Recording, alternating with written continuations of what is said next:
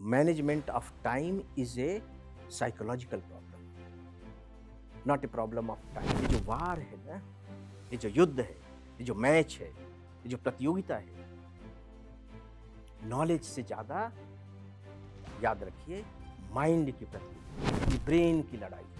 सही में तैयारी की तो हो सकता है कि सिविल सर्वेंट न बनो, लेकिन मैं दावे के साथ कह सकता हूं कि ऐसा कभी भी नहीं हो सकता कि तुम कुछ नहीं हो।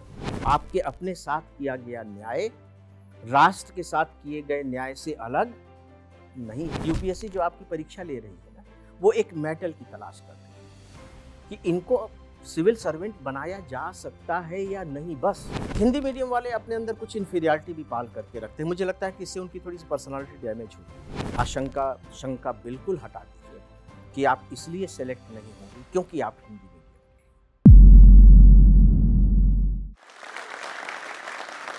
नमस्कार सर, मेरा नाम प्रियांशु है। हाँ, मेरा प्रश्न यह है कि यूपीएससी परीक्षा के लिए टाइम का मैनेजमेंट कैसे करें? बड़ा इंटरेस्टिंग क्वेश्चन आता है ये कि टाइम का मैनेजमेंट कैसे करें। कॉलेज में आप क्या कर रहे हैं? नहीं, नहीं, कॉलेज में सब्जेक्ट नहीं पूछा, कॉलेज में आप क्या कर रहे हैं? Yes, very good. पढ़ाई कर रहे हैं। मौज-मस्ती तो करना है, इस उम्र में मौज-मस्ती नहीं करोगे तो किस उम्र में करोगे? पढ़ाई भी करते रहिए लेकिन सिर्फ मौज-मस्ती मत करिए, है ना? बस गड़बड़ वहीं हो जाती है जब सिर्फ मौज-मस्ती होने लगती है। कॉलेज में आप पढ़ाई करते हैं। आईएएस की तैयारी के लिए आपको क्या करनी पड़ेगी? पढ़ाई करनी पड़ेगी, मोटे तौर पढ़ाई करनी। तो क्या इस पढ़ाई और उस पढ़ाई में कोई कंट्राडिक्शन है? आपको ये क्यों नहीं लगता है कि जब आप कॉलेज की पढ़ाई कर रहे हैं तब भी आप आईएएस की तैयारी कर रहे हैं? क्यों नहीं लगता आप लोगों को? मैं आपको बड़ी मज़ेदार बात बताता हूँ। मैं ऐसे भी स्टूडेंट्स को जानता हूँ, जो घर-बार छोड़ कर के मुखर्जी नगर में, राजेंद्र नगर में आकर के सिर्फ़ आईएएस की तैयारी कर रहे हैं। वो भी मेरे से पूछते हैं कि सर टाइम कैसे मैनेज करें? तो भैया तुम कर क्या रहे हो? कुछ और कर रहे होगे ना? क्योंकि पढ़ ही रहे होते तो टाइम मैनेजमेंट की कोई प्रॉब्लम नहीं होती। कुछ और कर रहे हो। तो मैं पूछता हूँ कि भैया कुछ और क्या कर रहे हो बताओ तो टाइम तो तभी मैनेज करने का मैं बताऊँगा। तो फिर मुस्कुरा के रह जाते हैं। उनको शायद लगता है कि इनके सामने बताना ठीक नहीं रहेगा। 2 point. Number 1, management of time is a psychological problem, not a problem of time,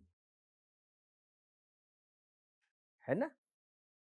क्योंकि कभी-कभी मुझे जब थोड़ा-सा नाराज़ सा होता हूँ या कह लीजिए कि अंदर से थोड़ा-सा भारीपन लगता है तो मैं कभी-कभी किसी-किसी को कह देता हूँ, कभी आप इतने महान नहीं बने हैं कि टाइम मैनेजमेंट की प्रॉब्लम आनी चाहिए। अभी इतने महान नहीं हुए हैं कि टाइम मैनेजमेंट की आपको प्रॉब्लम आ रही है। क्या कर रहे हैं भाई आप ऐसा कि टाइम मैनेजमेंट की प्रॉब्लम आ रही है? और वो भी उस चीज़ के लिए प्रॉब्लम आ रही है, जो आपकी ज़िंदगी का सपना है, आईएएस के लिए, उसके लिए। मैंने आज तक किसी को ये कहते हुए नहीं सुना है, मतलब मेरे पास तो कम से कम नहीं आया है, कि सर जो मेरी जो लवर है ना, जो मेरी प्रेमिका है, मैं पुरुष हूँ तो उसी भाषा में बात कर रहा हूँ। वो मुझे बुलाती है तो टाइम मैनेज कैसे करूँ सर उसके लिए? कभी मैं वो नहीं पूछा उससे कि टाइम कैसे मैनेज करूँ? और वहाँ क्या होता है मालूम है? जैसे मान लीजिए कि फिक्स हो गया कि शाम के 5 बजे मिलना है। पार्क का नाम यहाँ हम क्या रखें? एकांत पार्क रख देते हैं, है ना? अच्छा रहेगा। वो सबसे अच्छी जगह रहती है। एकांत पार्क में शाम को 5 बजे मिलना है, ठीक है? और ये जो क्या कहते हैं हमारे मजनू साहब हैं, केवल एक ही जगह पर टाइम से पहुँचते हैं एग्ज़ामिनेशन हॉल में।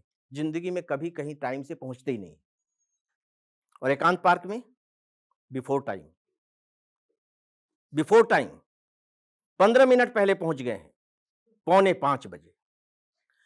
अब 15 मिनट का फासला है, उसने 5 बजे का समय दिया है, वो होशियार है और ये 15 मिनट में 30 बार घड़ी देख चुके हैं और टहल रहे हैं ऐसे-ऐसे। अभी नहीं आई, फिर दरवाजे की तरफ खट से दबा नहीं, कोई दूसरा। अब गुस्सा बढ़ता चला जा रहा है, गुस्सा बढ़ता चला जा रहा है। इतनी देर अरे भैया उसने 5 बजे का टाइम दिया था, तुम बिफ़ोर टाइम हो। इसके बाद वो 5 बजे भी नहीं आई, अब तो बिल्कुल ऐसा लग रहा है जैसे ब्रस्ट हो जाएँगे, गरम हो गए हैं और दिमाग झरना रहा है, चक्कर भी आ रहा है। अब दिमाग में तरह तरह की, बस वो तो ऐसी ही है, वो तो कभी भी टाइम पर नहीं आती है, पहली बार थोड़ी, लेकिन मैं ही बेवकूफ हूं कि मैं बार बार उसके चक्कर में आ जाता हूं। अब से नहीं आऊंगा, फिर आएगा वो, चक्कर में तो आएगा ही, क्योंकि आना चाहता है ना। आ गई हो 5:15 बजे, और पहला शुरुआत किससे होगी? अनुभव है आप लोगों के पास? कोई बताएगा नहीं, अनुभव तो सबके पास है। इतनी देरी कर दी। वो तो बोले कि क्या करें, जब मैं घर से निकलने वाली थी तो पापा आ गए या भैया आ गए, किसी तरह से उनको बेवकूफ बना करके आई हूँ। उनको बेवकूफ बना सकते हैं, यूपीएससी को बेवकूफ बनाने की कोशिश करो ना, तर जाओगे। चलिए हुआ। अब 1 डेढ़ घंटे, 2 घंटे आराम से बातचीत हो रही है, 7 बज गए। तो वो कहती है कि अब मैं चलूँ, 7 बज गए, इतनी जल्दी? वाह! वहाँ 15 मिनट देरी हुई थी तो क्या था? इतनी देरी कर दी। और यहाँ पौने 2 घंटे से बातचीत का सिलसिला चल रहा है, और मुँह से क्या कौन-सा वाक्य निकल रहा है?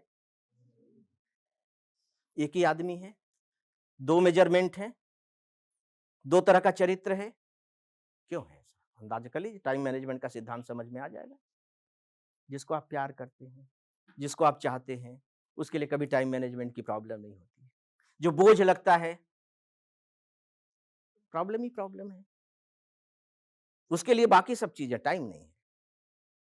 इसीलिए शुरू में जो मैंने प्रश्न किया था ना, आप देख रहे हैं कि आप डिसाइड कीजिए कि क्या सच में आप सिविल सर्विस परीक्षा की तैयारी करना चाह रहे हैं? आपको अब अपने अंदर झाँकने का के लिए कोई झरोखा नज़र आ रहा है? झरोखा? ये जो वार है ना, ये जो युद्ध है, ये जो मैच है, ये जो प्रतियोगिता है, नॉलेज से ज़्यादा, याद रखिए, माइंड की प्रतियोगिता है, पर्सनैलिटी की प्रतियोगिता है, व्यक्तित्व की प्रतियोगिता है। ये ब्रेन की लड़ाई है, और ब्रेन कभी भी आपके साइकोलॉजी से अलग नहीं होता है। मैं कुछ गलत तो नहीं कह रहा हूँ? या बहुत कठिन तो मैं नहीं हो रहा हूँ? या इधर-उधर की तो बात नहीं कह रहा हूँ? कि इधर-उधर की न बात कर, बता कि काफ़िला क्यों लूटा? ऐसा तो नहीं हो रहा है ना? हेलो सर, मैं महिमा पांडे प्रयागराज से। मेरा एक सवाल है आपसे कि हम जैसे एस्पिरेंट्स के लिए ना आईएएस मतलब एकदम भगवान स्वरूप है, वो पोजीशन पाना। आप तो उस पोजीशन पे पहुंच गए थे। फिर क्या रीज़न था कि आपने वॉलंटरी रिटायरमेंट ले ली? क्योंकि जो आईएएस बन जाता है, मुझे तो लग रहा है उनके सपने साकार होते हैं। तो उस सपने को अपने से छोड़ना, इसके पीछे की कहानी बताइए। अ, महिमा, सबसे पहले तो तुम प्रयागराज से हो, और प्रयागराज को मैं बहुत प्यार करता हूँ, है ना? तो ये मेरे लिए बहुत खुशी की बात है कि प्रयागराज का कोई एस्पिरेंट यहाँ मुझसे प्रश्न कर रहा है। देखिए, एक बात तुमने कही कि सपना हम उसे साकार कर लेते हैं, फिर वो कौन-सी स्थिति आती है कि उसे छोड़ देते हैं। लाइफ जो है ना, एक जर्नी की तरह है, स्टेप बाय स्टेप, पड़ाव, पड़ाव, पड़ाव। अगर मेरी जर्नी बिल्कुल स्ट्रेट है ऐसी, तो मुझे लगता है कि फिर आपने क्या हासिल किया? मान लीजिए कि आप यहाँ हैं, उस समय आपको थोड़ी-सी ये ऊँचाई दिखाई दी, तो आपने ये सपना बनाया, फिर आप यहाँ पहुँच गए। यहाँ से भी तो कोई ऊँचाई दिखनी चाहिए ना? तो मुझे तो ऐसा नहीं लगता कि आईएएस से ऊँची कोई चीज़ ही नहीं है कि वहाँ से आपको कुछ दिखे ही ना।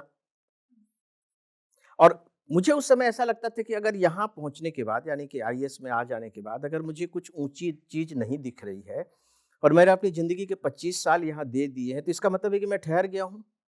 मतलब इससे ऊपर मेरा कद कुछ हुआ ही नहीं। तो इसे मैं यहाँ पर पहुँचने के बाद कहीं न कहीं असफलता का बोध होने लगा। तो लगा कि नहीं, अब कुछ और किया जाए। तो बस सीधी-सी बात थी, अब क्या किया जाए, और तो कुछ आता नहीं था। पढ़ाने में खूब मज़ा आता था।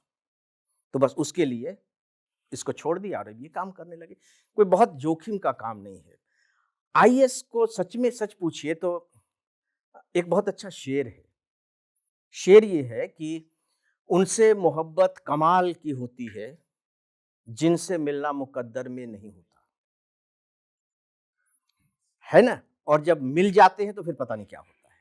तो जब आईएएस नहीं मिलता है तो लगता है कि वही भगवान है, और जब मिल जाता है तो मुझे लगता है कि सबके दिमाग में आना चाहिए कि नहीं, भगवान तो कहीं कुछ और है, ये मिल गया है ठीक है, अपने आप में बहुत प्रतिष्ठित है, बहुत अच्छा है, सम्मानित पद है, काम करने के बहुत अवसर हैं। मैं ये नहीं कह रहा हूँ कि ये कुछ नहीं, बहुत कुछ है, और मुझे लगता है कि अगर सरकारी नौकरी करनी है, तो इससे अच्छी, बड़ी दूसरी नहीं हो सकती। मैंने गीता पर किताब लिखी है, गीता का ज्ञान। तो उसमें कृष्ण बताते हैं कि मैं वृक्षों में पीपल हूँ, मैं पर्वतों में हिमालय हूँ, मैं जलाशयों में समुद्र हूँ। और यदि कृष्ण यहाँ आ जाएं और मैं उनसे प्रश्न करूं कि आप ये बताइए कि सरकारी नौकरी में आप क्या हैं?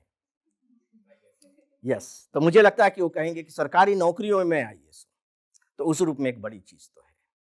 इसी से सर एक फॉलो क्वेश्चन है हाँ, यस। कि आपने बोला कि आपने टीचिंग चुनी एक हाँ, ऐसे करियर से जहाँ पे मतलब आपको पता है कि आप स्टेबिलिटी है अभी के ज़माने में एक ये स्टेबल होना बहुत ज़रूरी है हाँ, और हाँ, एक टीचर ऐसा जहाँ पे आपको पता है कि उतना नहीं हमें मनी वाइज मिलेगा और रिकॉग्निशन भी नहीं मिलेगा हो सके ऐसे आप तो महान लोगों से मिल रहे हो ऐसे आप देश घूम रहे हो और टीचर में आप एक कमरे में बच्चों को पढ़ा रहे हो तो कितना सपोर्ट था और इस चेंज के लिए क्या कितनी हिम्मत चाहिए और परिवार वालों का या समाज का कितना सपोर्ट था? हाँ, महिमा देखो, ये पहली बात तो ये है कि ये जो मेरा निर्णय था ना, ये बहुत ही कैलकुलेटेड था। ऐसा नहीं कि अब्रप्टली बस फैसला किया और छोड़ दिया, क्योंकि मुझे अपनी सर्विस से कोई शिकायत नहीं थी। मैं एन्जॉय कर रहा था, मैं अच्छा काम कर रहा था, ईश्वर की कृपा से प्रतिष्ठा भी ठीक-ठाक थी, काम भी ठीक-ठाक की थी। पहचान भी थी सर्विस में, बाहर भी। लेकिन एक समय के बाद ऐसा लगने लगा कि नहीं, अब कुछ करना चाहिए, क्योंकि मुझे लगा कि अब जो मेरी सर्विस के 9 साल बचे हैं, तो उसमें तो फिर आप टॉप पे पहुँच जाते हैं, आप डायरेक्टर जनरल हो जाएँगे, एडिशनल सेक्रेटरी हो जाएँगे, सेक्रेटरी हो जाएँगे, तो अब करने के लिए कुछ ज़्यादा रह नहीं जाता है। वहाँ काम का जो चरित्र है वो बड़ा डिफरेंट किस्म का होता है, ठीक है? इस बीच में एक बहुत अच्छी बात हुई कि मेरा एक ही बेटा है सानिध्य, Shri Ram college of commerce का स्टूडेंट रहा है, वो इंटरनेशनल प्लेयर भी है, तो उसकी ग्रेजुएशन की पढ़ाई पूरी हो गई। इसका मतलब है कि वो सेटल्ड हो गया था ऑलमोस्ट। उसने कहा मुझे सिविल सर्वेंट नहीं बनना है, उसने अपना बिज़नेस शुरू कर दिया, तो ऑलमोस्ट वो सेटल्ड की सिचुएशन पे। मैंने अपना कैलकुलेशन किया, अच्छी खासी पेंशन मिल रही थी, घर मेरे पास अपना था, गाड़ी तब तक मैंने ले लिया था, सीधा-सादा सरल-सा जीवन है, ज़रूरत कुछ ज़्यादा थी नहीं। तो अगर मैं इकोनॉमिकली जो तुमने बात कही उसके हिसाब से कैलकुलेट करूँ तो मैंने कोई जोखिम नहीं लिया है, ये कैलकुलेटेड मूव था। लेकिन एक बात ज़रूर थी कि जो पद की जो प्रतिष्ठा होती है, अधिकार का जो सुख होता है, और जो तुमने दूसरी बातें कही कि आप अगर पद पर हैं तो किसी से भी मिल सकते हैं, किसी से भी जाके बात कर सकते हैं, कहीं भी जा सकते हैं, वो सब डेफ़िनिटली छोड़ना पड़ा। तो देखो, कुछ पाने के लिए कुछ नहीं छोड़ना पड़ता, बहुत कुछ छोड़ना पड़ता है। आपको आईएएस पाने के लिए मत सोचिएगा कि कुछ छोड़ना पड़ेगा, बहुत कुछ छोड़ना पड़ेगा, है ना? लेकिन इसमें पूरे के पूरे उसमें जो मेरी सबसे बड़ी जो स्ट्रेंथ थी वो 2 थी। एक तो इकोनॉमिकली मैं सेटल्ड था। दूसरा ये है कि मेरी पत्नी प्रीति और बेटा सानिध्य। मतलब इनको लगता था कि भई इनको अगर कुछ और करने का मन है तो अब अपने जीवन में अलग से करें, और बाकी कोई मेरे साथ नहीं था। मतलब चाहे मेरे सर्विस के अपने के साथी हों, चाहे दूसरे लोग हों, यहाँ तक कि जब मेरे उस वॉलंटरी रिटायरमेंट के एप्लीकेशन पर मिनिस्टर को साइन करना था तो लास्ट आवर पे उनका फ़ोन आया कि यू टेक इट बैक और ये है, वो है। तो मैंने तो एक फ़ैसला कर लिया था, तो मैंने विनम्रता के साथ कहा कि नहीं, मैं अब कुछ और करना चाहता हूँ। तो ये एक बात हुई। दूसरी बात, तुमने कहा कि टीचिंग, चलिए ये तो मेरा एक पैशन है, अभी भी है। लेकिन मैं इसे छोटा काम नहीं मानता, मैं इसे बहुत बड़ा काम मानता हूँ। आपको मालूम होगा कि जब शाहजहाँ को उनके शाहज़ादे औरंगज़ेब ने आगरा के लाल किले में बंद कर दिया, तो उन्होंने शाहजहाँ से पूछा था कि ये बताओ कि तुम वहाँ अकेले पड़े रहोगे, तो तुम क्या चाहते हो? तो उन्होंने 2 चीज़ें माँगी थी। उन्होंने कहा कि एक तो मुझे वो कमरा दे दो, जो मैंने पढ़ा है, जिससे मैं ताजमहल को देखता रहूँ। तो उसने कहा कि तथास्तु, डन, हो गया। दूसरा उसने कहा कि मुझे पढ़ाने के लिए कुछ बच्चे दे दो, कि मैं उनको पढ़ाता रहूँ। तो औरंगज़ेब ने कहा कि नहीं, ये नहीं हो सकता। क्यों? अच्छा, अभी भी बादशाहत की ख्वाहिश गई नहीं है। मतलब बच्चों को पढ़ाना मतलब बादशाह महसूस करना है। मैं जब बच्चों को पढ़ाता हूँ तो मुझे लगता है कि ये सब मेरे शिष्य हैं, मेरी बात मानेंगे, इनकी बादशाहत मेरे ऊपर है। तो मैं अपने को एम्परर महसूस करता हूँ, और वहाँ तो मैं अपने को ब्यूरोक्रेट्स महसूस करता था। तो मुझे वो खुशी मिलती है ना? आपके पढ़ाए हुए स्टूडेंट कहाँ-कहाँ होते हैं, क्या-क्या कर रहे होते हैं, याद करेंगे। मतलब मेरा सौभाग्य है कि हम लोग जब कहीं भी चले जाते हैं देश में, तो वहाँ स्टूडेंट मिल जाते हैं।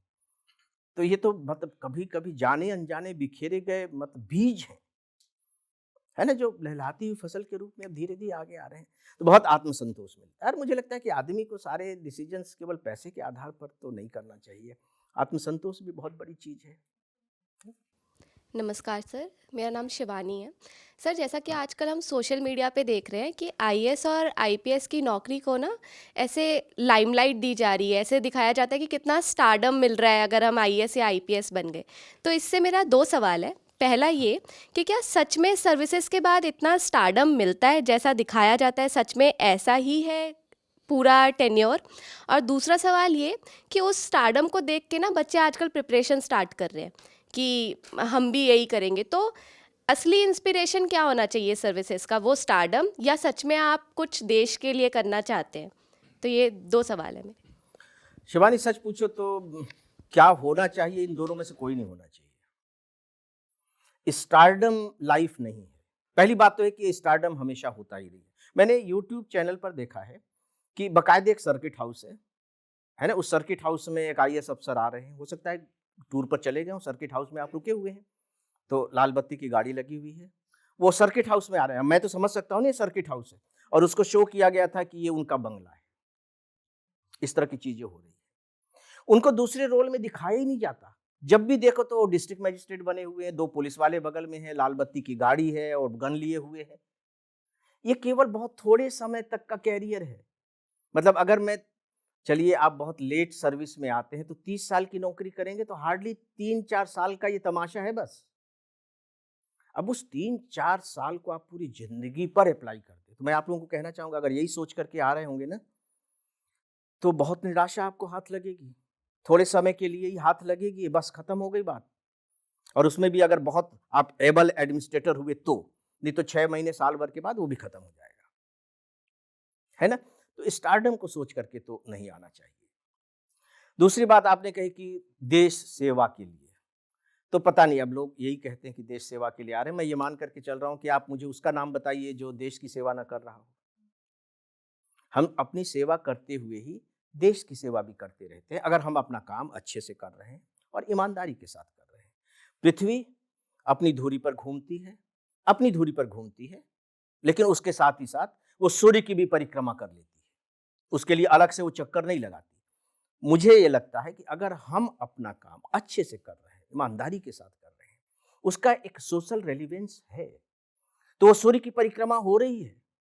तो बहुत बड़ी बड़ी बातें और आदर्श वाक्य उछालना करना कहने में अच्छा लगता है, सुनने में भी अच्छा लगता है, लेकिन जो थोड़े से एक्सपीरियंस्ड लोग हैं ना, वो इन बातों को सुन करके मन ही मन मुस्कुराते हैं। क्योंकि इंटरव्यू में जब पूछा जाता है तो यही लोग कहते हैं, और जो इंटरव्यू में बैठते हैं, मन में बहुत से लोगों को जानता हूँ, हम लोग की आपस में बातचीत भी होती है, तो कहते हैं कि हम अंदर ही अंदर मुस्कुराते हैं, है ना।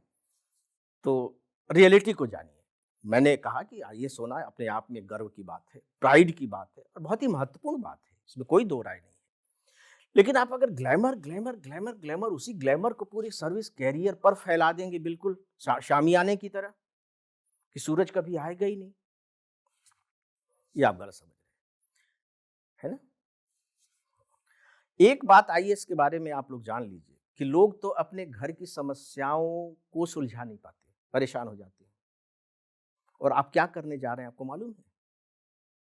दूसरों की समस्याओं को सुलझाने जा रहे हैं। लोग अपने घर को नहीं सुलझा पाते, आप दूसरों की सुलझाने जा रहे हैं। तो यहाँ मामला बड़ा गड़बड़ सा है, उल्टा सा है। एक कहावत है, आ बैल मुझे मार, मैं इसको उलट देता हूँ, ले बैल मुझे मार। मैं बैल के पास जा रहा हूँ कि ले मुझे मार। आप बहुत बड़ी रिस्पॉन्सिबिलिटी मोल लेने जा रहे हैं। लेकिन एक बात है, एक बात मैं जरूर कहना चाहूंगा, साहिल के सुकून से किसे इनकार है, लेकिन साहिल का मतलब किनारा। सब चाहते हैं कि किनारे पर हम बैठे रहें, धारा को देखते रहें, कलकलाती बहती हुई नदी छलछलाती हुई सुनते रहें, इत्मीनान से। सुकून मतलब इत्मीनान। साहिल के सुकून से किसे इनकार है, लेकिन तूफान से लड़ने का मजा और ही कुछ है। इसमें आप जो तूफान से लड़ेंगे, उससे जो एक आत्मसंतोष फील होता है, वो एक उसका मजा कुछ और है। तो आप मेरी पहले की बातों को सुन करके ये भी मत सोचिएगा अरे फिर तो फालतू की बात है, क्योंकि आप अगर थोड़े से परेशान हैं ना तैयारी करने में, तो आप मेरी इस बात को पकड़ लेंगे कि हाँ यार फालतू की बात है, छोड़ो इसको। ऐसा नहीं है ना, लॉजिकली लेकर चीज़ों को चलिए, लॉजिकली सोचिए। नमस्कार सर, मेरा नाम जनवेद सिंह, मैं मध्य प्रदेश के चंबल क्षेत्र मुरैना ज़िले का निवासी। तो मेरा प्रश्न आपसे यह है कि जो सिविल सर्विस परीक्षा की तैयारी के दौरान मतलब उसको तैयारी करने के फायदे क्या क्या हो सकते हैं? बैठो। तुम तो मुरैना की तो 12th फिल्म देखी है, 12th फेल फिल्म, है ना? हाँ, तुम्हारे एरिया की फिल्म है और मेरे स्टेट की फिल्म है 12th फेल। क्या-क्या फायदे हो सकते हैं? फायदे और नुकसान का संबंध ज़्यादातर इस बात से होता है कि जो आप काम कर रहे हैं, उसे आप कितनी ईमानदारी के साथ काम कर रहे हैं। अगर नॉलेज का जीवन में कोई रोल है, तो सिविल सर्विस की प्रिपरेशन के भी फायदे हो सकते हैं, नॉलेज। लेकिन अगर रट्टा मारते रहे हो सिविल सर्विस के दौरान, तो जब पढ़ाई छूट जाएगी, सिविल सर्वेंट नहीं बनेंगे, तो सब चीजें गायब हो जाएंगी। लेकिन अगर सही में तैयारी की है, तो हो सकता है कि सिविल सर्वेंट न बनो, लेकिन मैं दावे के साथ कह सकता हूं कि ऐसा कभी भी नहीं हो सकता कि तुम कुछ नहीं बनोगे। ये मैं दावे के साथ कह सकता हूं। तुम जिस भी फील्ड में जाओगे, बेहतर करोगे और बेहतर करते करते बेस्ट बन जाओगे।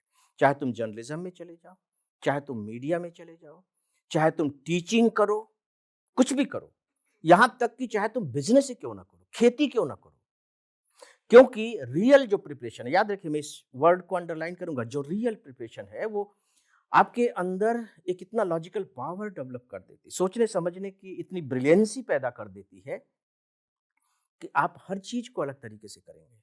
अभी मैंने आपको बताया ना, कृष्ण कहते हैं कि मैं इसमें पीपल हूं, मैं इसमें ये हूं, मैं सब कुछ हूं, बस फर्क इतना ही है कि मैं उसका बेस्ट हूं।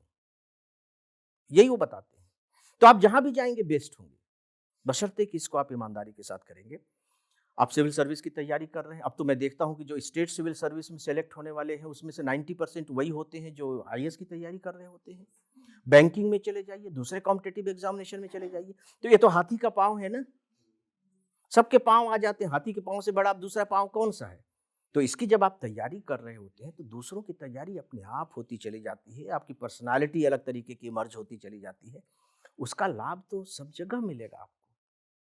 लेकिन फिर से दोहराना चाहूंगा कि सही तरीके से तैयारी कर रहे हो, तब कभी ये आपकी जो मेहनत है कभी बेकार नहीं जाएगी। बहुत अच्छे 2 लाइन का शेर है, कोई भी कोशिश कभी नाकाम यूं होती नहीं। कोई भी कोशिश, आईएएस कोई मत लेकर के चलिए, कोई भी कोशिश कभी नाकाम यूं होती नहीं, मंजिलें ना भी मिली तो फासले घट जाएंगे। और ये जो मंजिल है, ये आईएएस की मंजिल नहीं है, ये जिंदगी में कुछ कर पाने की मंजिल है, कुछ बड़ा कर पाने की। आप अगर आपने आईएएस की सोच को जनरलाइज कर दें, इसका मतलब है कि आप कुछ बड़ा करना चाह रहे हैं। वो तो आईएएस तो एक नौकरी हो गई जो एक बड़ा है, ये भी तो हो सकता है आप कुछ बड़ा करना चाह रहे हैं, तो ठीक है, आप उसके निकट पहुंच गए हैं। यही इसकी सबसे बड़ी खूबी है, आपकी जो मेहनत है वो बेकार नहीं जाएगी। अगर आप ये हौसला अपने अंदर रखेंगे, अपने दिमाग में ये थॉट रखेंगे, तो मुझे लगता है कि जो आप समय इसमें लगा रहे हैं, जो साधन अपना लगा रहे हैं, जिस क्षमता का आप इसमें उपयोग कर रहे हैं, उसके साथ न्याय कर पाएंगे। और उसके साथ न्याय करके आप अपने साथ न्याय कर पाएंगे, और अपने साथ न्याय करके आप अपने परिवार वालों के साथ न्याय कर पाएंगे, और परिवार वालों के साथ न्याय करके आप इस समाज और इस देश के साथ न्याय कर पाएंगे।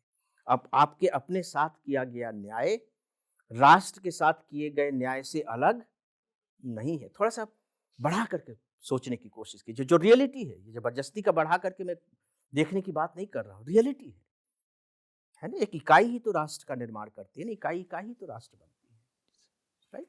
Thank you sir. नमस्कार सर, मेरा नाम महेशपुरी और मेरा सवाल आपसे ये है कि जो यूपीएससी है ना, जो भावी बनने जा रहे सिविल सर्वेंट, उसमें क्या देखती है? बैठिए। अगर मैं आप लोगों से क्वेश्चन करूं कि सांसद हैं अपने क्षेत्र के, और मैं आपसे कहूं कि आप बताइए आपके यहाँ मैं कैसा कलेक्टर भेजूं, मान लीजिए मैं चीफ मिनिस्टर हूं, है ना, और मैं पूछता हूं आपसे कि आपके यहाँ मैं कैसा कलेक्टर भेजूं, तो आप बताएंगे कि ऐसा ऐसा कलेक्टर भेजो। वही यूपीएससी आप में देखना चाहती। सोचिए जरा सा, अपने दिमाग को दौड़ाइए। अभी जो हम लोग बातें कर रहे थे, उसमें से क्या चीजें निकल करके आ रही हैं? Subject, understanding of the subject. जब आपके पास अंडरस्टैंडिंग ऑफ द सब्जेक्ट आ जाता है तो आपके जो डिसीजंस हैं वो बहुत रियल होने लगते हैं, सॉलिड होने लगते हैं, है ना। उसमें से इमोशन का कंटेंट खत्म हो जाता है, ये उसमें से इमोशन का कंटेंट कम हो जाता है, खत्म नहीं होता, कम हो जाता है। और जब हमारे डिसीजन में इमोशन का कंटेंट कम होता है और लॉजिक का कंटेंट बढ़ता है तो हमारे जो डिसीजंस होते हैं वो ज़्यादा रियलिटी होते हैं, ज़्यादा सही होते हैं। वो चाहता है आप अपनी तरफ से कितना सोच पाते हैं। लिखा हुआ यूपीएससी ने बाकायदे कि जो आपस में जो बहुत ही विरोधी सिचुएशंस आएंगी, कल्पना करके देखिए कि किसान आंदोलन हो रहा है कि उस डिस्ट्रिक्ट में जहाँ सब लगा हुआ है वहाँ कलेक्टर होगा तो उसकी क्या हालत होगी। सरकार कह रही कि इनको हटाओ, किसान कह रहे हम नहीं हटेंगे, विरोधी हो गया ना। और उनके बीच में संतुलन बनाना, तो आपको क्या ये आता है? आकलन कर सके सिचुएशन का, क्या आपको ये आता है? अगर आप ये डिसीजन लेंगे तो इसके भविष्य में क्या परिणाम होंगे, क्या आप उसके बारे में सोच पाते हैं? जहां भी आप होंगे, जिस सर्विस में होंगे, जिस रूप में होंगे, आपका जो रोल होगा एक लीडर का रोल होगा। आपके अंडर नीचे बहुत से लोग काम कर रहे होंगे, तो क्या आप उनका सही तरीके से नेतृत्व कर पाएंगे, उनको गाइड कर पाएंगे, या लीडरशिप क्वालिटी कह लीजिए। कम्युनिकेशन स्किल तो होनी ही चाहिए कि आपको लगातार उनसे बातचीत करनी है, आपको लगातार मीटिंग लेनी है, अपनी बात आपको अपने से ऊपर के लोगों तक पहुंचानी है। तो ये सब तो कम्युनिकेशन के थ्रू होगा। Writing is also communication. Mode ही तो अलग है ना, वो रिटन फॉर्म में है, ये हम लोग बात कर रहे हैं बोलने के फॉर्म में है। तो आपकी कम्युनिकेशन स्किल कितनी है, माइंड का टफनेस कितना है। पता लगा कि आए थे विधायक साहब, थोड़ी सी उल्टी सीधी बात करके चले गए और आप डिप्रेशन में आ गए। मैं तो कलेक्टर हूँ, मुझे कैसे कह के चला गया, मैं देख लूंगा, हो गया। और बेचारे बाहर 5 लोग इंतजार कर रहे हैं कि विधायक साहब निकले तो हम अपनी बात रखें। वो बेचारा बात आ गया, आपका मूड खराब है, डांट के उसको भगा दिया। तो स्टेबल पर्सनालिटी और ये टफनेस ऑफ माइंड से आता है, बैलेंस ऑफ माइंड से आता है ना। फिर इंटीग्रिटी आपकी कैसी है, ये सारी चीजें यूपीएससी आप में देखता है। अब यहाँ सवाल ये आता है कि इनको कैसे जज किया जाए। कोई बैरोमीटर तो है नहीं, लेक्टोमीटर तो है नहीं कि कितना पानी मिला हुआ है दूध में नाप लें। तो जो सब्जेक्ट रखे गए हैं, जो मोड रखा गया है, तौर तरीका, वो इसी तरह का रखा गया है कि आपको पता नहीं लगता है लेकिन उसमें सब चीजें जज हो जाती है। और दुनिया में आप चले जाइए, अगर सिविल सर्वेंट का चयन हो रहा है तो इसी पैटर्न पर हो रहा है, और अभी से नहीं हो रहा है, सैकड़ों साल से हो रहा है। तो कोई तो बात होगी ना, नहीं तो इसको बदल दिया जाता। अब जहां देखिए मनुष्य इन्वॉल्व है, कॉपी जांचने में मनुष्य इन्वॉल्व है, थोड़ा बहुत अंतर आ जाएगा। इंटरव्यू लेने में मनुष्य इन्वॉल्व है, थोड़ा बहुत अंतर आ जाएगा। उसको तो बर्दाश्त करना पड़ेगा। कृष्ण ने गीता में कहा है कि इस धरती पर ऐसा कोई भी काम नहीं है जिसमें थोड़ा बहुत दोष न हो। जब लकड़ी जलती है तो थोड़ा बहुत धुआं तो उठेगा ही। फुल प्रूफ सिस्टम तो आप नहीं बना सकते, लेकिन मुझे लगता है कि ये जो सिस्टम है अपने आप में फुल प्रूफ सिस्टम जैसा ही है। जो आपने क्वालिटीज़ बताई कि होनी चाहिए किसी भी एस्पिरेंट में, तो क्या ये क्वालिटीज़ के साथ वो इंसान जन्म ही उसका उन क्वालिटीज़ के साथ हो, या वो डेवलप कर सकता है ये क्वालिटीज़? नहीं, देखिए कुछ चीजें होती हैं जो जन्म के साथ आपको मिल जाती हैं, बीज के रूप में, सीड्स के रूप में वो है।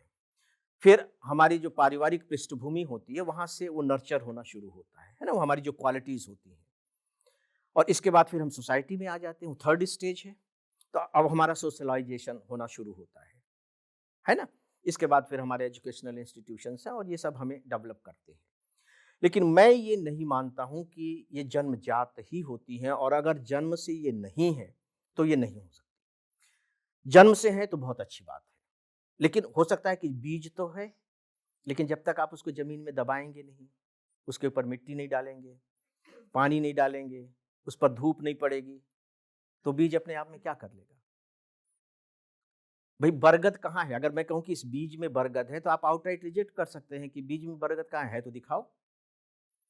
दिखाने से बरगद नहीं दिखाई देगा, करने से बरगद निकल जाएगा। तो बीज के रूप में अगर हमारे अंदर गुण है तो हमें उसे नर्स पालन पोषण तो करना पड़ेगा ना। और फिर मुझे ऐसा लगता है, व्यक्तिगत रूप से मैं बताऊं, अगर मैं अपने ही ऊपर लेकर के इन चीजों के बारे में सोचूं तो मुझे लगता है कि इन्हें डेवलप किया जा सकता है। देखिए यूपीएससी जो आपकी परीक्षा ले रही है ना, वो एक मेटल की तलाश कर रही है कि इनको सिविल सर्वेंट बनाया जा सकता है या नहीं। बस मैं बीज के रूप में आप में वो चीजें है कि नहीं? बनाने का काम तो मसूरी करेगा ना, बनाने का काम तो ट्रेनिंग करेगा, नहीं तो आपको सीधे पोस्टिंग ही दे देते ना। तो वहां आपको दिख रहा है ना कि जो बीज के रूप में यूपीएससी ने आप में देख लिया कि ये है इसमें, तो अब उसका पोषण हो रहा है ना, डेवलप किया जा सकता है। आप लोग विश्वास रखिए कि डेवलप किया जा सकता है। ये मनुष्य ही है इस धरती पर जो कुछ भी कर सकता है, बशर्ते कि सही मायने में वो करना चाहे। मैं इसको बहुत अंडरलाइन करता हूं कि सही मायने में करना चाहे। देखिए, जो 12th फेल फिल्म आई है उसका मैसेज चलिए आप जिस रूप में भी लेते हो, लेकिन जो सबसे खूबसूरत मैसेज है ना यूपीएससी के एस्पिरेंट्स के लिए, वो है कि मैंने नकल करना छोड़ दिया है। बेस्ट मैसेज है, यहीं से शुरुआत होती है।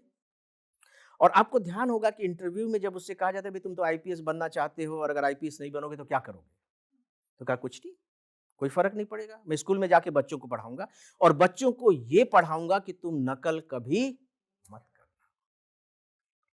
आप किताब की नकल करते हैं परीक्षा में, जो कहते हो लिख करके आते हैं, क्या ये नकल नहीं है? आप मेरी भाषा वहां इंटरव्यू में बोल करके आएंगे, क्या वो नकल नहीं है? ओरिजिनलिटी। इसको अगर आप थोड़ा सा और एक्सटेंड करेंगे तो ओरिजिनलिटी, आप ओरिजिनल होने चाहिए, आपकी सोच ओरिजिनल होनी चाहिए, किसी इश्यूज पर, किसी टॉपिक पर आप में सोचने समझने की शक्ति होनी चाहिए, है ना? और वो डेवलप किया जा सकता है, वो कोई मुश्किल काम नहीं है। प्रणाम सर, मेरा नाम पूर्णिमा है। और सर, जैसे आपने अपने इंटरव्यू के बारे में बताया कि ऐसे अनएक्सपेक्टेड से सवाल सामने आते हैं, तो सर मेरा सवाल ये है कि इंटरव्यू बोर्ड का सामना कैसे करें? बैठो, एक तो सामना शब्द हटा दो, क्योंकि कोई शेर वहां जो है ना, पंच सिंह नहीं बैठे हुए, है ना, 5 शेर नहीं बैठे हुए। जनरली बोर्ड में 5 लोग होते हैं, वो सब बहुत कॉर्डियल होते हैं, बहुत सद्भाव रखते हैं। देखिए वो इतने बड़े बड़े लोग हैं, 60-60 साल की उम्र के लगभग हो चुके होते हैं, जीवन का इतना लंबा सफर तय किया है, अनुभव किया है, और उनके सामने जो आया है वो कितने साल का है?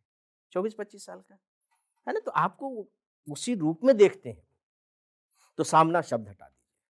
आप बातचीत करने जा रहे हैं, बस खत्म हो गई बात। दूसरी बात, इंटरव्यू के बारे में यूपीएससी ने बहुत डिटेल में दिया है, बहुत ज्यादा डिटेल में दिया है, और उसमें साफ साफ लिखा है कि हमारा जो पर्पस है आपके नॉलेज को टेस्ट करना नहीं है, लिखा है क्लियर। और क्यों टेस्ट करना नहीं, उसमें आगे लिखा होगा, क्योंकि इसका मूल्यांकन तो हम लिखित परीक्षा में कर चुके हैं ना। तो आपकी पर्सनालिटी को जज करना चाह रहे हैं, आपकी अलर्टनेस को जज करना चाह रहे हैं। उदाहरण के रूप में चलिए थोड़ा सा हम प्रैक्टिकल कर लें। जहां तक मुझे बताया गया आप लोग किरोड़ीमल कॉलेज से आए हुए, ठीक है? आप अपने कॉलेज की किसी बहुत ही फेमस सेलिब्रिटी का नाम बताएंगे? अमिताभ बच्चन। किस ईयर में उन्होंने किया?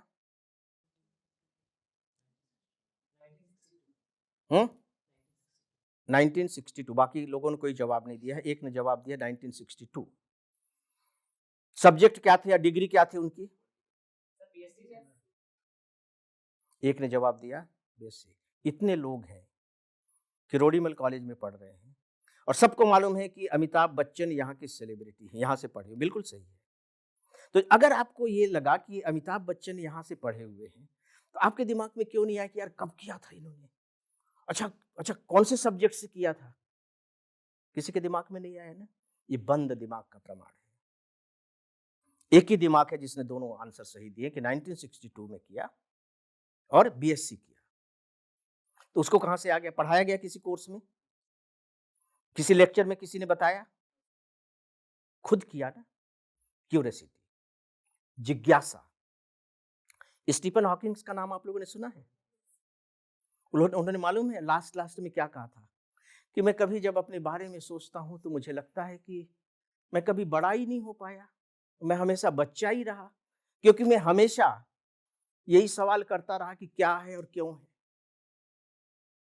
बहुत इंपॉर्टेंट स्टेटमेंट है। बच्चा यही कहता है ना कि क्या क्यों, और वो यही प्रश्न करते रहे जिंदगी भर, क्या क्यों, तारे क्यों टिमटिमा रहे हैं, ब्लैक होल क्यों ये हो रहा है, प्रश्न करते रहे। तो बोल के मैं कभी बड़ा ही नहीं हो पाया, बच्चे बनिए, बच्चे बनने का मतलब है जिज्ञासु बनिए। अगर आप इंटरव्यू में जाएंगे और कहेंगे मैं किरोड़ीमल कॉलेज से हूँ, तो पहले तो ये पूछेंगे किरोड़ीमल कौन था, बताइए किरोड़ीमल कौन था? कहाँ के सेठ थे? हो गया ना, खत्म हो गए ना। अब आप इंटरव्यू बोर्ड का जो मेंबर होगा आपके बारे में क्या व्यू बनाएगा? क्या आप आईएएस बनने लायक हैं? सेठ थे, अच्छी बात है। कहाँ के सेठ थे? तो फिर आप बताएंगे वो छत्तीसगढ़ में रायगढ़ के सेठ थे। हाँ, मेरी ससुराल के सेठ थे वो। अभी मत कि सर आपके ससुराल के थे तो आपको मालूम है। अरे मैं जहां से पढ़ करके आऊं वहां से मैं पूरी तैयारी करके जाता, है ना। अधूरा हो गया, ज्ञान अधूरा हो गया ना। कैसे आप इंटरव्यू को फेस करेंगे? इंटरव्यू बोर्ड, नॉलेज ही आधा अधूरा है। और आप जानते हैं आधा ज्ञान सबसे खतरनाक होता है। या तो आप अज्ञानी रहिए या फिर आप बहुत बड़े ज्ञानी रहिए। ये जो अर्ध ज्ञान है ना, सबसे खतरनाक बात होती है। क्योंकि जब आप आईएएस बन जाएंगे तो आप तो अपने को ज्ञानी समझने लगेंगे। अधिकार है ना, अधिकार ज्ञान का भ्रम पैदा करता है और ज्ञान है नहीं कुछ। नहीं, मैं कह रहा हूं करो, ऐसा होना चाहिए, तुमने सुना नहीं। और वो बेचारा आपका जो जूनियर है समझाने की कोशिश करा कि सर आप जो समझ रहे हैं वो सही नहीं है, ऐसा होना चाहिए। उसको बोलने ही नहीं दे रहा उसको, क्योंकि ज्ञान का अभिमान है। और ज्ञान का अभिमान कहाँ से पैदा हुआ? अधिकार से पैदा हुआ है।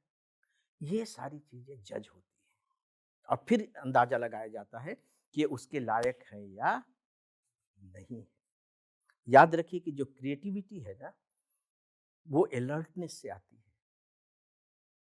तो अपने बारे में तो आप रखिए, किरोड़ीमल कॉलेज कब खुला, किरोड़ीमल कौन था, कौन कौन सेलिब्रिटीज यहाँ से निकले हैं, इन्हीं सब से तो शुरुआत करेंगे आपसे। और वहीं आप फेल हो रहे हैं। इसका मतलब है कि आप अपने समय के प्रति, अपने आसपास के प्रति बिल्कुल भी सतर्क नहीं है। और ऐसे को क्यों बनाया जाना चाहिए? नहीं बनाया जाना चाहिए। आप बनाएंगे ऐसे को? उससे पूछो कि तुम्हारे दादाजी क्या करते थे, पता नहीं, पिताजी ने कभी बताया ही नहीं कि दादाजी क्या करते थे। पिताजी को दोष दे देंगे। ये तो बहुत बहुत पुअर परफॉर्मेंस है ना। इसीलिए मैं कहता हूं मेरे भाइयों, मेरे दोस्तों, निकलो इस किताब की घेरेबंदी से, निकलो। अपनी दुनिया को किताब में कैद मत कर दो। किताब की कैद से निकल करके बाहर की दुनिया को थोड़ा सा देखो, जानने की कोशिश करो, उनके साथ इंटरेक्शन करो, बातचीत करो, उनको समझने की कोशिश करो। तब ये जो खोपड़ी है थोड़ी सी खुलेगी। इस खोपड़ी के दरवाजे खोलने बहुत जरूरी। दरवाजे न भी खुले तो खिड़की तो कम से कम खोलो। जो यूपीएससी है उसको खुली खिड़की वाले दिमाग चाहिए, शटर गिरे हुए दिमाग, है ना। जब खुला रहेगा दिमाग तो डिस्कशन करेंगे वो टॉपिक पर, ज्ञान नहीं चेंज कर रहे हैं उस पर। अब आपकी अप्रोच क्या है? अप्रोच कहाँ से लाएंगे आप? लिविंग रिलेशन के बारे में अभी क्या कहते हैं, उत्तराखंड ने कह दिया रजिस्ट्रेशन कराना होगा, ये कराना होगा। अभी एक जो इंटरव्यू हो रहा है आप जाइए पूछिएगा तो इस तरह के प्रश्न पूछे जाएंगे। अब आप खुले मन से बात कीजिए, क्या है आपकी अप्रोच है, और आपकी बात को काटेंगे वो, काउंटर क्वेश्चन करेंगे, आप उसका जवाब दे पाते हैं कि नहीं दे पाते हैं। तो जब आपका दिमाग रवा होगा तभी तो आप इस समय पार्टिसिपेट कर पाएंगे ना, नहीं तो कैसे कर पाएंगे। याद रखिए कि ये जो है ना आपका इंस्ट्रूमेंट है। सिंगर का इंस्ट्रूमेंट क्या है? थ्रोट, गला, ठीक है। एक जो योद्धा है उसका इंस्ट्रूमेंट क्या है? आज कह लीजिए AK-47, किसी समय में कह लीजिए तलवार। आपका इंस्ट्रूमेंट क्या है जिससे आपको सारा काम करना है? बताइए ना, किसान का इंस्ट्रूमेंट कुदाली है, किसी का कुछ है, किसी का कुछ है। आपका क्या है? ब्रेन।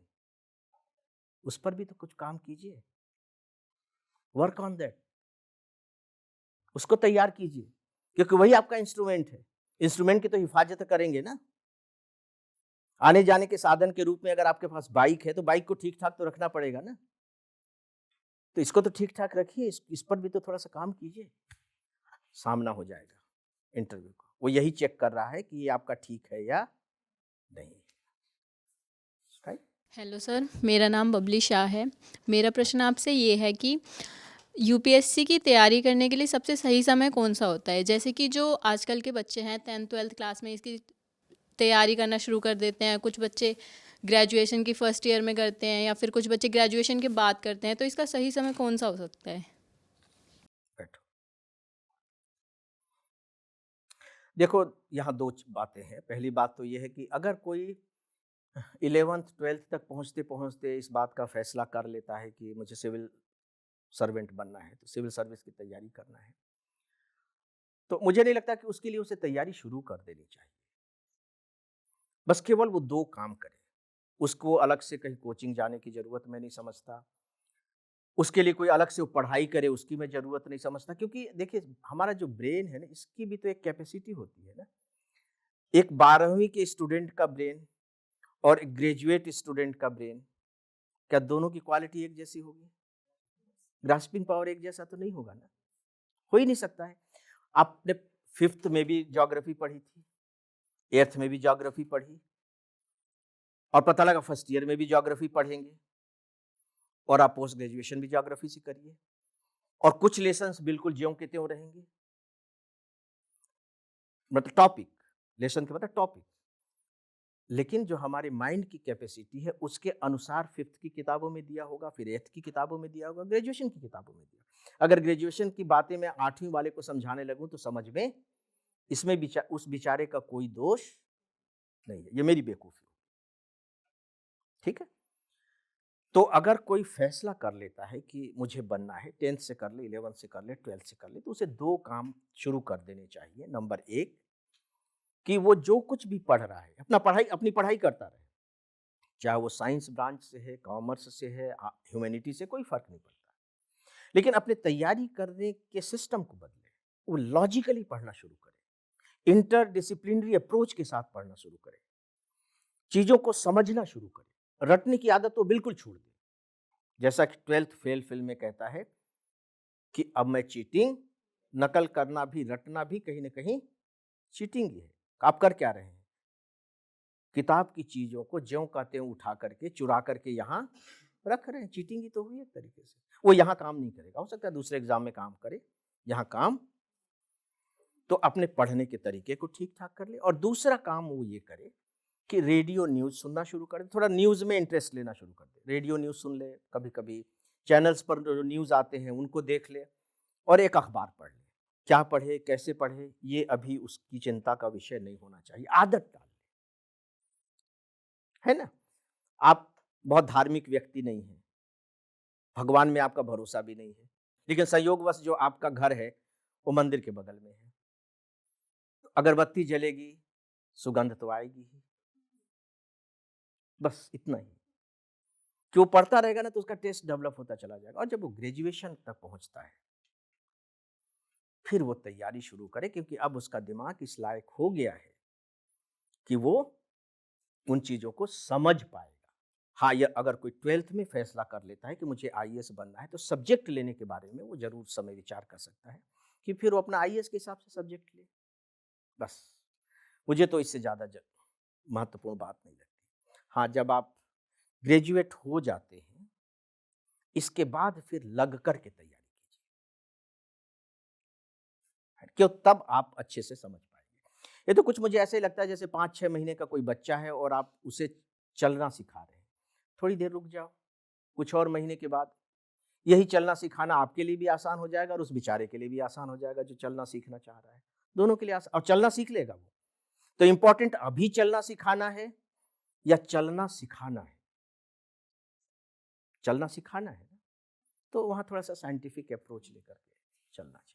पहले ऐसा होता था कि जैसे 12वीं के बाद अगर किसी को आईएएस का एग्ज़ाम क्रैक करना है तो यूजुअली लोग आर्ट स्ट्रीम लेना पसंद करते थे कि हिस्ट्री कर लो या ज्योग्राफी कर लो, आगे काम आएगा।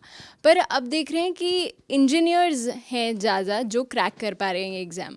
तो ऐसा क्यों हो रहा है? मतलब आर्ट्स वाले या ह्यूमैनिटीज़ वाले स्टूडेंट्स क्यों ऐसे लैक कर रहे हैं इसमें? मैंने इस पर काफ़ी सोचा था अभी, और सोचने के बाद जो मैं थोड़ी बहुत बात समझ पाया हूँ। एक फिल्म है, मैं नाम अभी उसका भूल रहा हूँ, उसमें होता ये है कि वो इंजीनियर है बेसिकली, है ना। वो एक लड़की को देखने जाता है शादी करने के लिए, तो वो लड़की उससे क्वेश्चन करती है, जमाना तो उलट गया है ना, और अच्छा ही हो गया है। तो लड़की क्वेश्चन करते कि तुमको ऐसा अपने में क्या दिखाई देता है कि तुमको मैं अपने पति के रूप में चुनूं? तो कहते कि देखो मैं इंजीनियर हूं, और इंजीनियर होने के नाते मैं किसी चीज पर बहुत लॉजिकली डिसीजन ले पाता हूं, मैं किसी चीज को बहुत अच्छे तरीके से समझ पाता हूं। इस तरह से वो 3-4 अपनी क्वालिटी बताता है। और मजेदार बात है कि जो 3-4 वो क्वालिटी बताता है,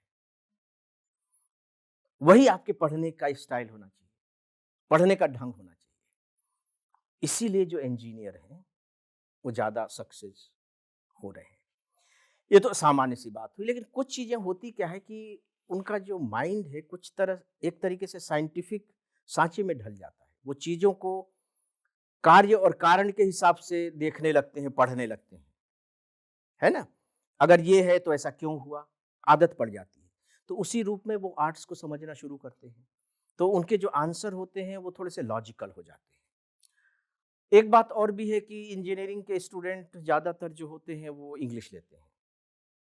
इसलिए नहीं कि इंग्लिश का महत्व है, मैं इसलिए नहीं कह रहा हूँ कि इंग्लिश की वजह से वो ज़्यादा सेलेक्ट हो जाते हैं, लेकिन उनकी जो भाषा होती है, चूंकि वो एक एक शब्द सीखते हैं, अंग्रेजी को अच्छे तरीके से सीखते हैं, तो उनकी गलतियां कम होती हैं। तो लैंग्वेज पर भी एक तरीके से जो उनका मीडियम, उस पर उनका अच्छा कमांड हो जाता है। हम हिंदी मीडियम वाले जनरली भाषा पर काम नहीं करते, तो वो ऑटोमेटिक तरीके से वो काम कर जाते हैं। फिर देखिए वो तो इंजीनियरिंग कर रहे होते हैं, तो और आईआईटी और आईआईएम से जो पढ़ रहे हैं, तो मेहनत करने की तो आदत होती है उनमें, वो काफ़ी मेहनत करते हैं। और आईआईएम वगैरह की तो जो पढ़ाई भी है वो केस स्टडीज़ वगैरह पर बेस्ड ज़्यादा होती है ना? प्रेजेंटेशन दे रहे हैं, फिर स्टूडेंट क्वेश्चन पूछ रहे हैं, फिर आप उनका जवाब दे रहे हैं, तो उनका दिमाग ना थोड़ा सा उस तरह का रवा हो जाता है, एकदम फ्लश, मतलब एक जैसे एक रुई की आप धुनाई कीजिए ना, तो रुई कैसे एकदम उड़ जाती है, तो दिमाग उनका कुछ उसी तरह से हो जाता है, धुनी हुई रुई की तरह। तो ये चीज़ मुझे लगता है कि उन्हें बहुत मदद करती है। तो सवाल केवल इसका नहीं कि वो इंजीनियर है इसलिए सिलेक्ट होते हैं, सवाल ये है कि इंजीनियर होने के कारण उनका दिमाग ऐसा हो जाता है कि वो ज़्यादा सिलेक्ट हो जाते हैं। नमस्कार सर, मैं राखी अग्रवाल हूँ, मैं गुड़गांव से। मेरा सवाल ये है कि जैसा आपने अभी कहा कि इंग्लिश मीडियम हिंदी मीडियम की बात हुई, तो हिंदी मीडियम जितना मैंने समझा और देखा है कि हिंदी मीडियम के स्टूडेंट्स के लिए मटेरियल की भी कमी है और उनका सिलेक्शन भी काफ़ी कम प्रतिशत में होता है। तो इसके पीछे कारण कुछ तो आपने बताया कि उन मेहनत की क्षमता की बात है, इसके अलावा भी वो किस तरह से तैयारी करें कि और आगे बढ़ सकें? हाँ, मतलब एक तो भाषा के बारे में आपको बता ही चुका हूँ कि भाषा पर आप सबको काम करना चाहिए। हिंदी मीडियम वाले अपने अंदर कुछ इन्फीरियरिटी भी पाल करके रखते हैं। मुझे लगता है कि इससे उनकी थोड़ी सी पर्सनालिटी डैमेज होती है। प्राइड महसूस कीजिए कि हम हिंदी जानते हैं तो अब हमारे देश की भाषा है। भाषा कोई भी जानिए, अगर आप उसे अच्छे तरीके से जानते हैं तो वो अपने आप में पर्याप्त होती है, और यूपीएससी ने ये अवसर दिया है और किसी भी डेमोक्रेटिक कंट्री को ये देना भी चाहिए। तो वो अवसर तो आपके पास है, लेकिन केवल ये नहीं कि हम जो जानते हैं वही हिंदी, सब कुछ हिंदी है, इस भ्रम से मुक्ति पाना चाहिए, है ना? हिंदी भाषा के साथ एक लिमिटेशन ये है कि उसमें नए नए शब्द और इन सब की कमी हो रही है थोड़ी सी। इंग्लिश में लगातार नए नए शब्द आते चले जा रहे हैं और वो उसको ग्रैब भी कर लेते हैं। हमारे यहाँ एक जो पारिभाषिक शब्दावली है, लेकिन मैंने देखा कि आंसर राइटिंग में स्टूडेंट उसका बहुत कम उपयोग करते हैं। अब कहेंगे कि सर ये आधुनिक शब्दावली है, जैसे उत्तर आधुनिकता, पोस्ट मॉडर्निज्म। अब पता नहीं हिंदी वाले अपने उत्तर लिखने में उत्तर आधुनिकता का कितना प्रयोग करते होंगे। नहीं करते, क्योंकि उनके पढ़ने में ये चीजें नहीं आती। आज जिनका लिटरेचर का बैकग्राउंड है वो थोड़ा बहुत इसका उपयोग कर लेते हैं। तो केवल भाषा को अच्छा ही नहीं बनाना है, भाषा को अप टू डेट भी करना है। लिखने की गलतियां आपकी कम से कम हों, क्योंकि मात्राएं हमारे यहाँ हिंदी में इतनी विचित्र विचित्र की, छोटे ई, बड़ी ऊ, छोटा ऊ, बड़ा ऊ, स श, ये सब चीजें, तो इसमें बहुत गलतियां करते हैं। उस पर भी आप लोगों को काम करना चाहिए, है ना? इन्फीरियरिटी से उभरिए। मटेरियल की कमी नहीं है। लोग कहते हैं कि बिना हिंदू पढ़े कैसे हम आईएएस बनेंगे। बहुत लोग होते हैं जो हिंदू नहीं पढ़ते हैं और आईएएस हैं और अच्छे रैंक में हैं। इस भ्रम को भी तोड़िए। हिंदी के बहुत अच्छे अखबार आने लगे हैं। कम पढ़िए, लेकिन उसे ज्यादा पढ़िए। कम पढ़िए, लेकिन उसे बहुत अच्छे तरीके से पढ़िए, और पढ़ने के बाद उसे बहुत अच्छे तरीके से समझिए। मैं आपको प्रमाण दे सकता हूं कि अखबार में, हिंदी के अखबार में छोटे छोटे एडिटोरियल आते हैं, सभी में छोटे छोटे ही आते हैं, केवल 300-400 शब्दों का एडिटोरियल है, उससे भी छोटा है। और पता लगा कि वो इतने खूबसूरत तरीके से लिखा गया है कि वो पूरा का पूरा एक प्रश्न आपका तैयार हो जाता है। प्रश्न तो छोड़िए, पूरा का पूरा आपका एक टॉपिक तैयार हो जाता है। ज्यादा पढ़ने की जरूरत ही नहीं है आपको। तो आप चीजों का उपयोग करना सीखिए। कैसे सीखेंगे? आपकी माँ आपकी सबसे अच्छी गाइड हो सकती है। अपनी माँ के कभी किचन में जाइए और देखिए कि वहां कितने सारे सामान रखे हुए हैं, कितने सारे डब्बे हैं और कितनी चीजें, चावल, दाल और सब्जियां क्या क्या रखी हुई हैं। देखिए, गिन लीजिए उनको कि कितनी सारी चीजें हैं, 30-40। अब फिर आप अपनी माँ से पूछिए कि माँ तुम ये बताओ कि तुम कितनी सारी चीजें बना सकती हो। जैसे मान लो आलू से एक चीज, आलू के क्या क्या बना सकती हो? क्योंकि आलू के पराठे भी बना सकती हूँ, आलू की रस वाली सब्जी भी बना सकती हूँ, आलू जीरा भी बना सकती हूँ। इस तरह से आप तो पता लगेगा कि उन्होंने 500 चीजों की लिस्ट आपको बना दी है। और चीजें वहां आपने कितनी गिनी थी? 30-40। ये कमाल की बात होती है।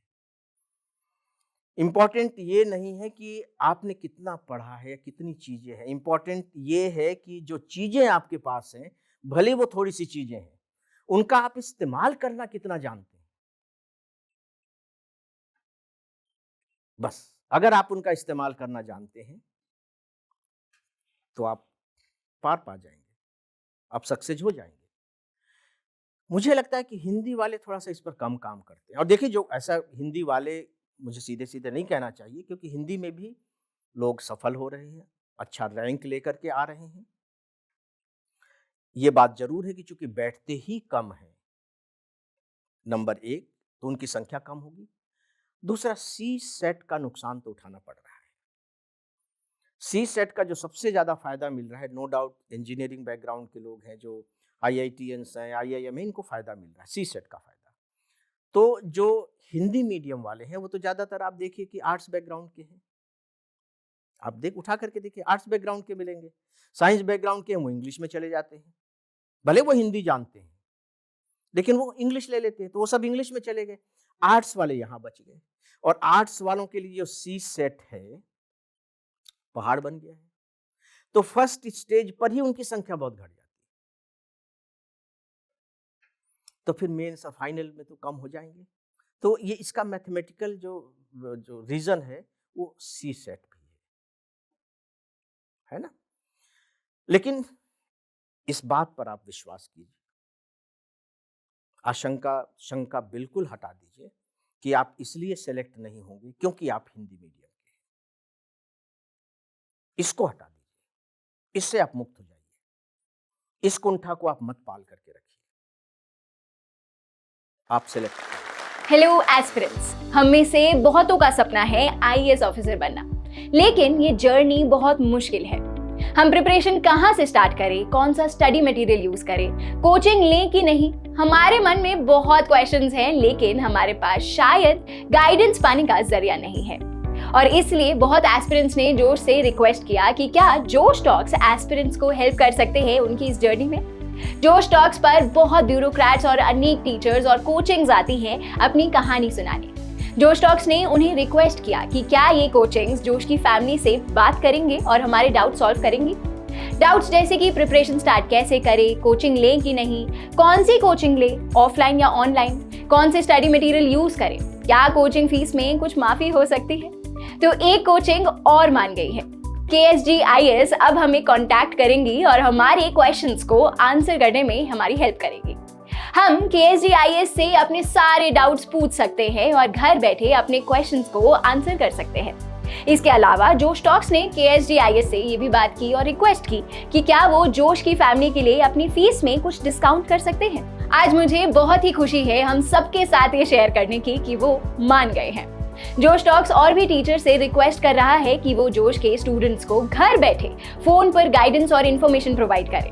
तो नीचे एक फॉर्म दिया गया है, अगर हम चाहते हैं कि हमें इस इंस्टीट्यूट से फोन आए तो हम अपने नाम और नंबर शेयर कर सकते हैं।